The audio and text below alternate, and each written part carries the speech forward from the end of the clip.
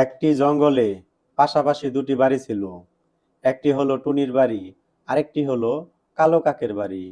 টুনি আর কালো তারা এক খণ্ড জমিতে চাষাবাদ করত, আর সেগুলো বাজারে বিক্রি করে নিজেদের সংসার চালাতো। পরপর অনেক সবজি চাষ করলাম, কিন্তু কোনো কিছুতেই তেমন লাভবান হতে পারলাম না। এবার আমি দেখব কোন ফসল ভালো ফলে, তারপর আমি সেই ফসল ফেলাবো। আগে রুমি খালার বাড়িতে গিয়ে আসি, যদি উনি থাকে তাহলে তার কাছ থেকে পরামর্শ নেওয়া যাবে, কারণ উনি একজন অভিজ্ঞ ব্যক্তি।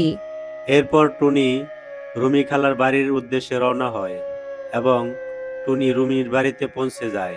রুমি খালা, ও রুমি খালা, বাড়িতে আসো নাকি গো? একটু বাহিরে আসো, তোমার সাথে একটু কথা আছে গো। রুমি খালা, একটু বাহিরে আসো। টুনির ডাক শুনে রুমি বাহিরে আসে। রুমি এসে বলে, কি রে টুনি, কি হয়েছে শুনি? আমাকে এভাবে ডাকছিস কেন? আসলে রুমি খালা, তুমি তো জানো আমি কোনো রকম চাষাবাদ করে চলি, তাই দিয়ে আমার সংসার চালাই। কিন্তু রুমি খালা, আমি কোনো ফসলেই তেমন লাভবান হতে পারছি না, তাই তোমার কাছে পরামর্শ নিতে আসলাম। এখন তুমি বলো তো, কোন ফসল চাষ করলে আমি লাভবান হতে পারবো? হ্যাঁ রে টুনি, এখন তো শীতের শেষ আর গরমের সময় শুরু হওয়ার পালা। তাই তোর জন্য সব থেকে ভালো হবে তরমুজ চাষ করা। এই সময়টা তরমুজ বেশ চাহিদা থাকে, তাই তুই নিঃসন্দেহে তরমুজ চাষ করতে পারিস। তরমুজে অনেক লাভ হবে, বুঝেছিস? আচ্ছা, ঠিক আছে রুমি খালা, তাহলে আমি আসি। আর আমাকে এত সুন্দর পরামর্শ দেওয়ার জন্য তোমাকে ধন্যবাদ রুমি খালা। তাহলে এবার আমি আসি রুমি খালা। এরপর টুনি রুমির ওখান থেকে চলে আসে এবং টুনির জমিতে চাষ শুরু করে। এদিকে টুনির জমির পাশে জমি হলো কালো কাকের। কালো কাক তার জমিতে চাষ করছিল। এদিকে টুনিকে চাষ করতে দেখে কালো কাক বলল, কি রে টুনি, তোর জমিতে এবার কি রোপণ করবি শুনি? এবার আমি তরমুজের রোপণ করব।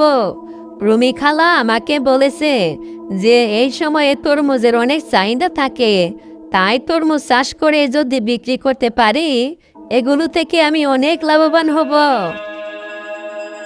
টুনির কথা শুনে কালো কাক মনে মনে ভাবে, টুনির জমি থেকে আমার জমি অনেক বেশি, তাই আমিও যদি আমার জমিতে তরমুজ চাষ করতে পারি তাহলে টুনির থেকে অনেক বেশি লাভবান হব আর তাড়াতাড়ি অনেক ধনী হয়ে যাব।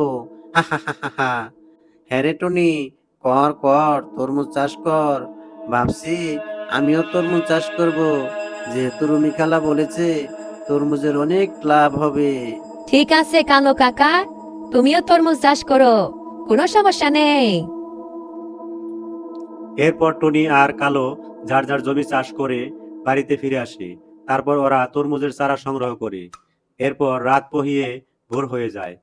টুনি তার চারাগুলো নিয়ে জমিতে লাগিয়ে দেয়। এদিকে কালো কাকও তার জমিতে চারাগুলো লাগিয়ে দেয়। কয়েকদিন তো হয়ে গেল জমিতে যাওয়া হয় না, ভাবছি আজকে গিয়ে পানি, সার আর কিছু কীটনাশক দিয়ে আসবো। এই বলে টুনি তার জমিতে যায় এবং সারগুলো দিয়ে জমির আগাছাগুলো পরিষ্কার করে দেয়। এদিকে কালো কাকও তার জমিতে যায় এবং কীটনাশক দিতে থাকে। এভাবে বেশ কিছুদিন কেটে যায়। এদিকে তরমুজ গাছগুলো বড় হতে থাকে। এই তো আমার স্বপ্নগুলো আমার কাছে হাতছানি দিচ্ছে। এই তো গাছগুলো বড় হয়ে গেছে, এখন শুধু ফুল আসা বাকি, তারপর ফল। এরপর সবগুলো ফল আমি বাজারে নিয়ে বিক্রি করব। এই ভেবে টুনি তার বাড়িতে চলে যায়। এদিকে কালো কাক তার জমির মাঝখানে দাঁড়িয়ে মনে মনে ভাবে, টুনির তরমুজ গাছগুলো তো অনেক সুন্দর আর বড় হয়েছে। এবার যদি ওর জমির ফসল ভালো হয় তাহলে তো আমার কাছ থেকে কেউ আর তরমুজ কিনে নিবে না। না না না, এটা হতে পারে না। যে করেই হোক আমার টুনির ফসল নষ্ট করতেই হবে। এদিকে কালো তার নিজের বাড়িতে চলে যায়। এইভাবে বেশ কিছুদিন কেটে যায়। কালোর তরমুজ গাছগুলোতে অনেক বড় বড় তরমুজ ধরে। এই দেখে টুনি অনেক খুশি ছিল, কিন্তু কালো কোনোভাবেই খুশি হতে পারছিল না এবং কালোর মনে বাসা বাঁধতে থাকে নানা রকম কুমতলব। এরপর কালো আবার মনে মনে ভাবে, টুনির এই গাছগুলোতে পোকা দিয়ে নষ্ট করে দিব, তাহলে আমি ছাড়া আর কোনো তরমুজ ব্যবসায়ী থাকবে না। তখন এই জঙ্গলে সবাই বাধ্য হয়ে আমার কাছ থেকে তরমুজ কিনে নিবে। কিন্তু কিন্তু পোকা কোথায় পাবো? হ্যাঁ, যেভাবেই হোক আমায় পোকাগুলো তরমুজের ভিতরে দিতেই হবে। তারপর টুনির গাছের তরমুজগুলো পোকায় খাওয়া তরমুজ হয়ে যাবে। হা হা হা হা হা।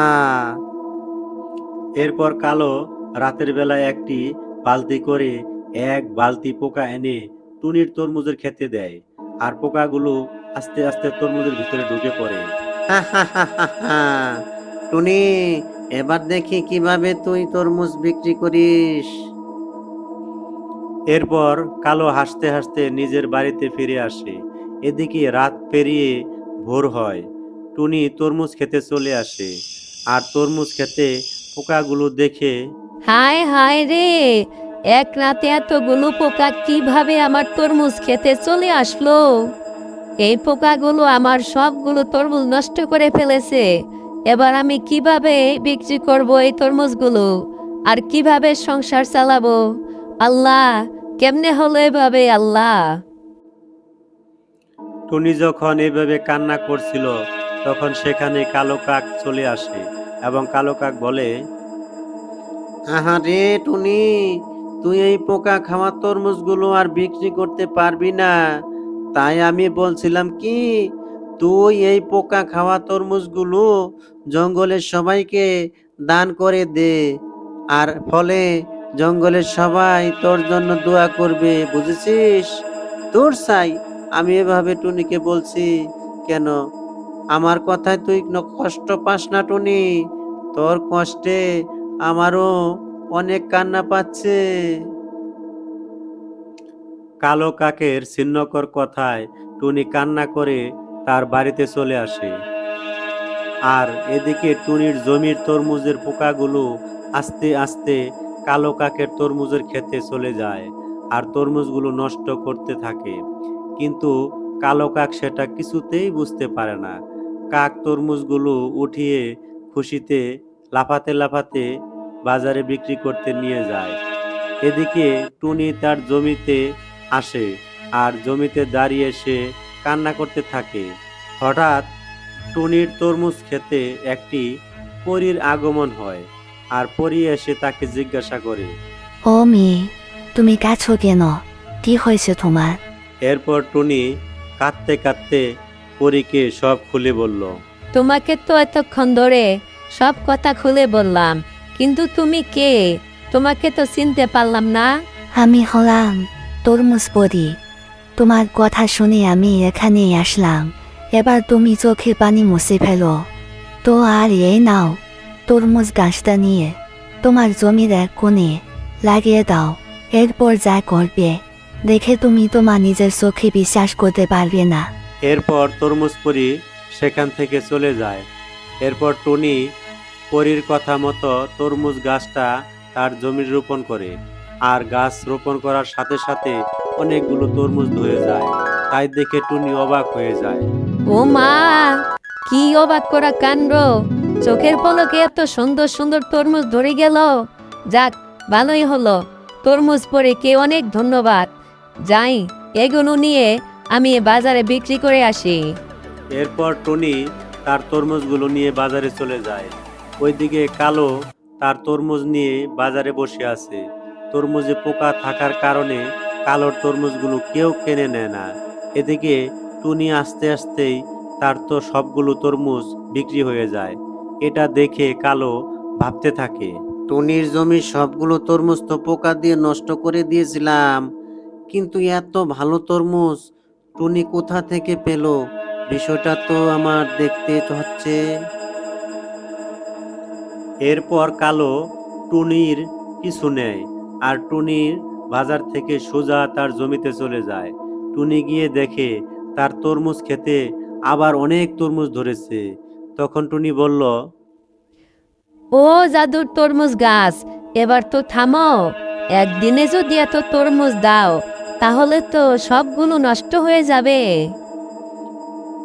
টুনির মুখে জাদুর কথা শুনে কালো কাকটি ধাক্কা মেরে টুনিকে ফেলে দিয়ে কালো তরমুজ নিতে যায়। যেই কালো তরমুজে হাত দেয় আর সাথে সাথে তার শরীরে আগুন ধরে যায়। সেই আগুনে পুড়ে কালো কাক জ্বলে পুড়ে ছাই হয়ে যায়। তখন টুনি বলে, তুমি এত লোভ করছো বলে তুমি ধ্বংস হয়ে গেলে, তাই এত লোভ করা ভালো না, বুঝলে কালো কাকা? সুধীয় দর্শক মণ্ডলী, ভিডিওটি আপনাদের কেমন লাগলো তা লাইক, শেয়ার এবং কমেন্টের মাধ্যমে আমাদের জানান। আর আমাদের ইউটিউব চ্যানেলটি সাবস্ক্রাইব করে বেল আইকনটি বাজিয়ে রাখুন এবং আমাদের ফেসবুক পেজ লাইক দিয়ে আমাদের সাথেই থাকুন নতুন নতুন ভিডিও পাওয়ার জন্যে। আসসালামু আলাইকুম ওয়া রাহমাতুল্লাহি ওয়া বারাকাতুহু।